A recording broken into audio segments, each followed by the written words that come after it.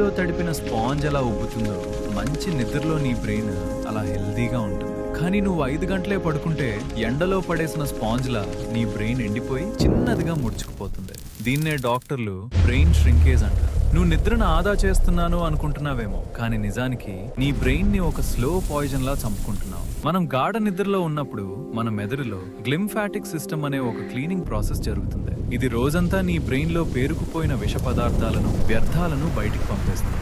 నువ్వు 5 గంటలే నిద్రపోతే ఆ క్లీనింగ్ ప్రాసెస్ సగం కూడా పూర్తి కాదు. అంటే నీ మెదడులో ఆ మురికి అలాగే పేరుకుపోతుంది. దీనివల్ల ఏం జరుగుతుందో తెలుసా? నీ బ్రెయిన్ లోని కణాలు మెల్లగా చనిపోవటం మొదలవుతాయి. ఎంఆర్ఐ స్కాన్ లో చూస్తే తక్కువ నిద్రపోయే వాళ్ళ బ్రెయిన్ సైజ్ ఐస్ క్రీమ్ లా కరిగిపోయి చిన్నదిగా మారిపోతుంది.